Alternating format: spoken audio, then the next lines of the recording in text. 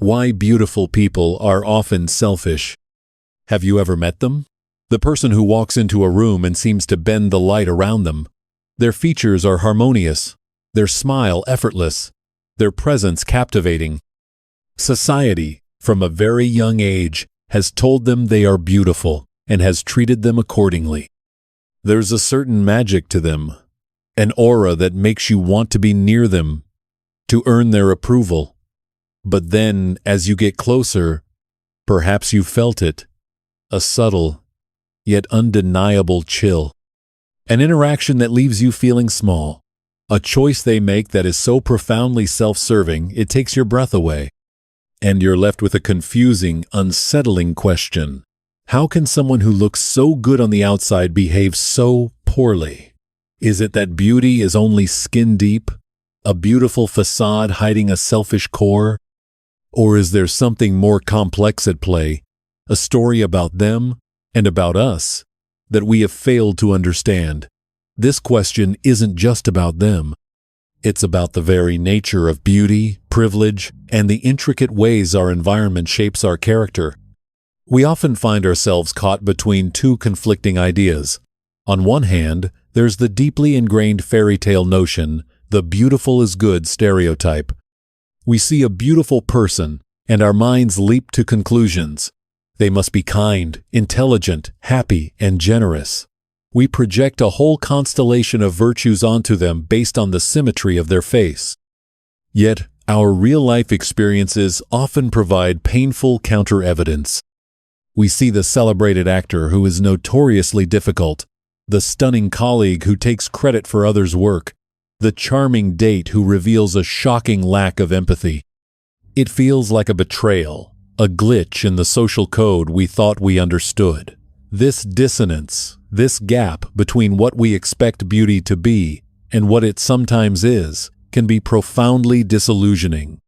It forces us to confront a more complicated reality, one that psychology is only just beginning to map out. Imagine for a moment that every time a person is praised for their looks, every time they receive an unearned favor, a free drink, a second chance, a deferential smile, a tiny, invisible jewel is placed upon their head.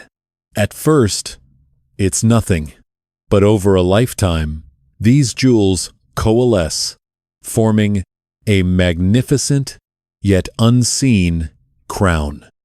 This is the invisible crown of attractiveness. It is not something they chose or built, but something that was bestowed upon them by the collective gaze of society. This crown is heavy. It alters their perception of the world, and just as importantly, it alters the world's perception of them. They are royalty in a kingdom they didn't know existed, and the rules they slowly learn are different for them. The core of our exploration today is to understand this crown. What is it made of? How does it grant power? And why does its weight so often seem to press down on the wearer's empathy, leaving a sense of entitlement in its place? We are going to journey into the heart of this psychological mystery, guided by landmark research and the timeless wisdom of human behavior. We will look at the two powerful competing forces at play, the social updraft that tells the beautiful they are good, and the evolutionary undertow that whispers they are deserving of more. This is not a journey of judgment, but of understanding. It's about decoding the intricate script that society writes for attractive people, and how that script can, over time, become their inner monologue. If this idea of the invisible crown is already making you see your own experiences, or perhaps even your own reflection, in a new light, take a moment to subscribe to Mind Decode Explained. We journey through these intricate landscapes of the mind together every week, seeking not just answers, but deeper questions and a more compassionate understanding of ourselves and each other. To truly grasp the dilemma, we must first give proper credit to the immense power of the beautiful is good phenomenon. This isn't just a cultural trope. It's a powerful cognitive bias known as the halo effect, a term first coined by psychologist Edward Thorndike in the 1920s. Thorndike discovered that our impression of a person in one area like physical attractiveness tends to bleed over and color our judgments of their other traits. It's a mental shortcut. Our brain, eager to create a coherent and simple story, decides that if the package is beautiful, the contents must be as well. This effect is not trivial. Studies have shown that attractive individuals are more likely to be hired for jobs, receive lighter sentences in court, be perceived as more competent by their teachers, and earn more money over their lifetimes. They are, in essence, playing life on an easier difficulty setting, all because of the glow from their invisible crown. Now, this constant positive feedback can, in many cases, become a self-fulfilling prophecy. Imagine being told, day in and day out, through both direct compliments and subtle social cues, that you are friendly, capable, and trustworthy. As the social psychologist Mark Snyder demonstrated in his famous research, our beliefs about others can shape their behavior. If we expect someone to be sociable and warm, we treat them with more warmth and openness, which in turn elicits exactly that sociable behavior from them. For the wearer of the crown, the world is a friendlier, more welcoming place. People smile at them more, listen more intently, and give them the benefit of the doubt. This positive social mirror can absolutely foster genuine kindness, social grace, and a desire to live up to the wonderful image everyone has of them. They become the person others believe they are. This is the beautiful is good theory in action, and it explains why we so often do meet attractive people who are genuinely delightful, kind, and well-adjusted. They have gracefully integrated the light of their crown into their character. But there is another side to this story, a deeper, more ancient current pulling in the opposite direction. This is the perspective of evolutionary psychology. From this viewpoint, beauty is not an arbitrary aesthetic preference. It is a biological advertisement. Clear skin, symmetrical features, a healthy physique, these are all honest signals of underlying genetic fitness, good health, and fertility. For our ancestors navigating the brutal challenges of survival and reproduction, choosing a mate with these qualities was a critical decision. It meant a higher chance of healthy offspring and a partner who could contribute to the family's survival. Therefore, attractiveness wasn't just nice to have. It was a form of capital, a valuable resource. This gives the attractive individual what evolutionary psychologists call a higher mate value or bargaining power. They hold a stronger hand in the social and romantic marketplace. They have more options, more suitors, and more leverage in their relationships. And from a very young age, they learn this truth not through textbooks, but through lived experience. They learn that their presence is desired, that their approval is sought, and that they can often get what they want simply by being who they are. This is the birthplace of entitlement. The invisible crown starts to feel less like a gift and more like a birthright. The constant stream of benefits and advantages is no longer seen as a series of fortunate events, but as the natural order of things. The thought process, often unconscious, becomes, "Of course I deserve this. I am valuable. I am desirable. I am entitled to the best." This is where the warmth of the halo effect can begin to curdle into the coldness of narcissism. The writer and researcher Brené Brown speaks extensively about how vulnerability is the bedrock of meaningful human connection. To truly connect, we must allow ourselves to be seen, imperfections and all. But entitlement is the very antithesis of vulnerability. It is an armor forged from privilege. It says, "I don't need to be vulnerable. You need to accommodate me. My needs, my comfort, my desires take precedence." This sense of deservingness, this belief that one is inherently special and owed more than others, is the psychological mechanism that can transform a person blessed with beauty into someone who acts with profound selfishness. They don't necessarily see their actions as selfish. From their perspective, shaped by a lifetime of special treatment, they are simply taking what they are owed.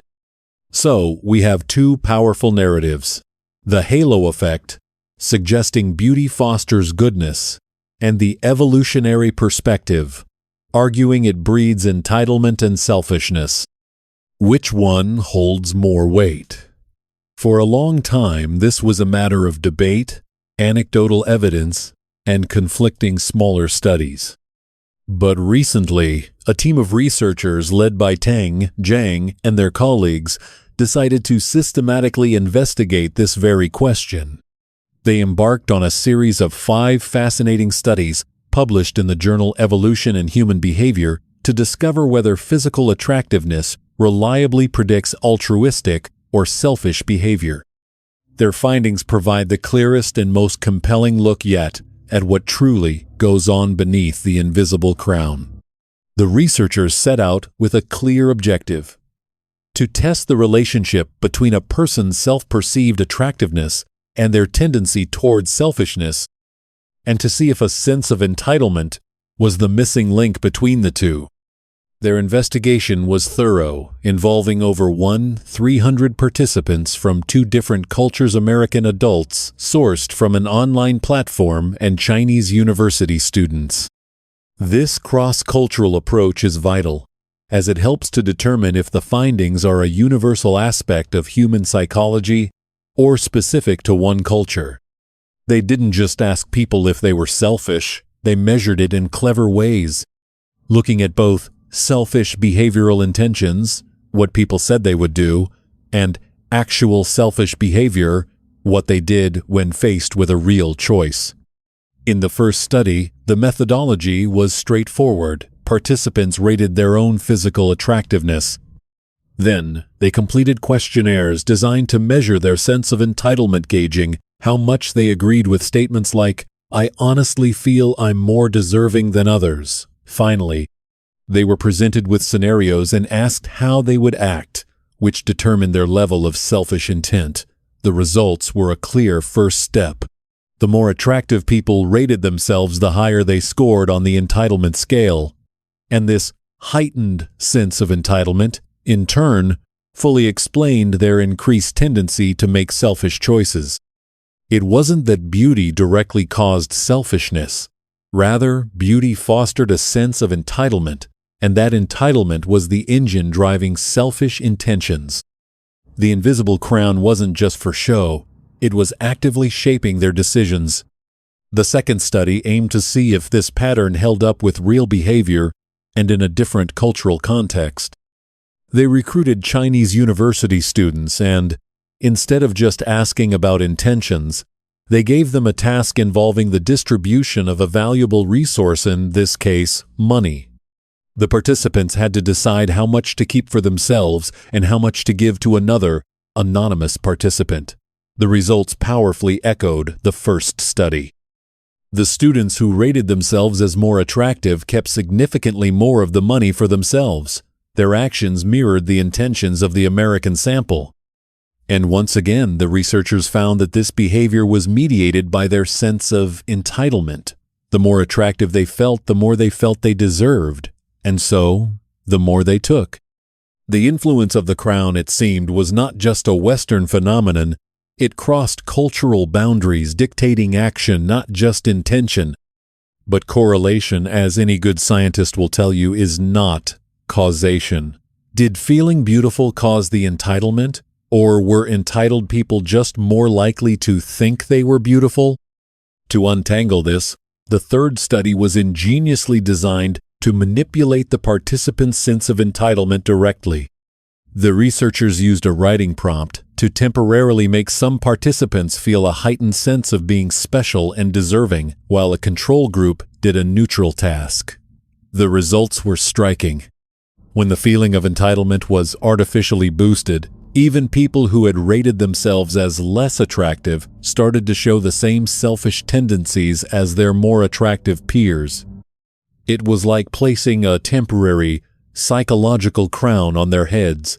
This experiment provided strong evidence that the sense of entitlement itself was the causal agent. It was the key that unlocked selfish behavior, regardless of one's starting level of attractiveness.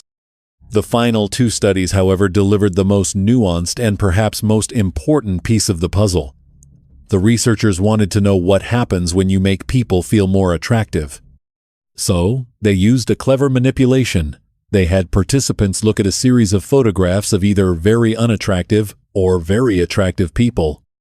As social comparison theory would predict, those who saw the unattractive photos subsequently rated themselves as more attractive. They had been given a temporary ego boost, their invisible crown polished to a brilliant shine. Then, they were tested for selfish behavior. As expected, those who were made to feel more attractive showed a stronger tendency to act selfishly. The link was becoming undeniable. But here is the critical twist. In the fifth and final study, the researchers introduced one more variable: privacy. Some participants made their decisions in a public context, where their choices would be known to others. Others made their decisions in complete anonymity. The difference was night and day. When the decision was public, the effect of attractiveness on selfishness completely vanished. The wearers of the crown, knowing an audience was watching, suddenly became fair and equitable. They behaved in line with the "beautiful is good" stereotype. Why? Because when we are being observed, impression management becomes a top priority. They needed to uphold the benevolent, gracious image that their beauty afforded them. They played the part of the graceful monarch. However, when the curtain of privacy fell, when no one was watching, the story changed. In the anonymous condition, the effect came roaring back. Those who felt more attractive behaved more selfishly, guided by their sense of entitlement. This finding is profound. It suggests that the selfishness of the beautiful is not necessarily a constant, overt trait, but a strategic one. It emerges most strongly when there are no social consequences. It's the king who is gracious in his court, but tyrannical in his private chambers. The invisible crown confers a public image that must be maintained, but in private, its weight translates into the pure, unadulterated pursuit of self-interest. So, what does this all mean when we put the pieces together? The comprehensive picture painted by Tang and his colleagues aligns powerfully with the evolutionary perspective, but with a crucial social layer on top.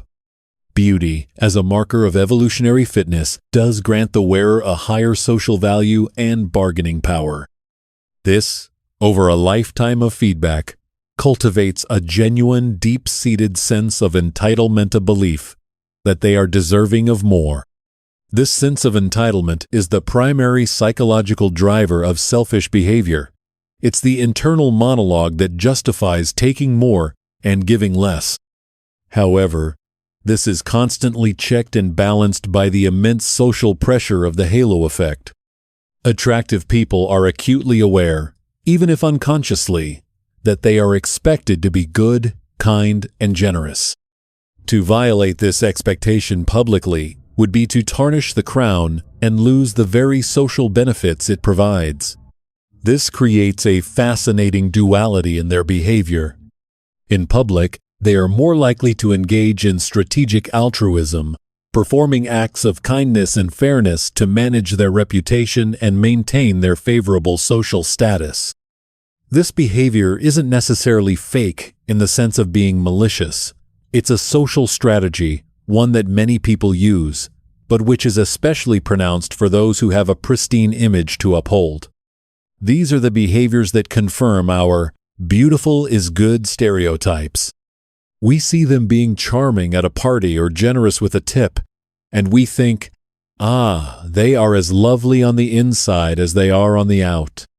But the research suggests the truer test of character comes when the audience leaves. In private, when the pressure to manage impressions is off, the underlying sense of entitlement is free to express itself. This is where the decisions that truly benefit the self at the expense of others are made. The decision to take the bigger slice of cake when no one is looking, to allocate more resources to oneself in an anonymous game, or to rationalize choices that prioritize personal gain over collective well-being. This is not to say that every attractive person is a secret monster. That is a simplistic and unfair conclusion. It is to say that they are subject to a unique and powerful set of psychological forces that can pull them in two different directions at once. The tension between the entitlement they feel and the benevolence they are expected to perform is a central, defining conflict for many who wear the invisible crown. This is consistent with other findings in psychology that show individuals with narcissistic traits, who often have a high sense of entitlement, are masters of impression management, capable of great charm and apparent generosity when it serves their purpose. This deeper understanding should move us beyond simple judgment and toward a more profound empathy. First, let's consider how we view others. When we encounter a person who is both beautiful and selfish, it is easy to label them as simply a bad person. But this new perspective allows us to see the invisible architecture that may have shaped them. We can recognize the crown on their head, placed there by us, by society. We can understand that their entitlement isn't necessarily a sign of inherent malice, but a predictable psychological outcome of a lifetime of unearned privilege. This doesn't excuse hurtful behavior. Selfishness, regardless of its origin, causes pain.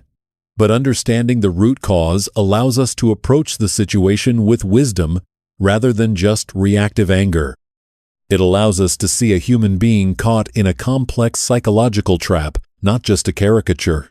We can protect ourselves from their entitlement without dehumanizing them in the process. And what if you, listening to this, recognize a flicker of yourself in this description? Perhaps you have been told you are attractive your whole life. Perhaps you've occasionally felt that hum of deservingness, that quiet irritation when the world doesn't bend to your will. This knowledge is not an indictment, it is an invitation to self-awareness. It's an opportunity to look at your own invisible crown and ask some honest questions. Have I come to expect the special treatment I receive? Do I distinguish between what I have earned and what has been given to me by virtue of my appearance? Does my behavior change when I believe no one is watching? This self-reflection is the key to transcending the script society has written for you. The research shows that entitlement is the crucial link. Therefore, the antidote is the conscious cultivation of its opposites, gratitude and humility. It is the practice of actively recognizing the unearned gifts in your life and feeling genuine appreciation for them. It is the humility to understand that your physical appearance, a lottery ticket you won at birth, does not make you inherently more valuable or deserving than anyone else. It is the conscious choice to be kind, not because an audience is watching, but because it is the right thing to do. It is the deliberate act of setting the crown aside, of stepping off the pedestal society has built for you, and meeting others on the level ground of shared humanity. This is where true character is forged. In the end, the story of beauty and selfishness is not a simple fable with a clear moral. It's a complex psychological drama about the interplay of biology, society, and individual choice. Beauty confers a powerful, unearned privilege, the invisible crown which fosters a sense of entitlement. This entitlement is a strong predictor of selfish behavior, but it is often masked in public by the need to live up to the beautiful is good expectation. The real self is often revealed in private. But no one is doomed to follow this path.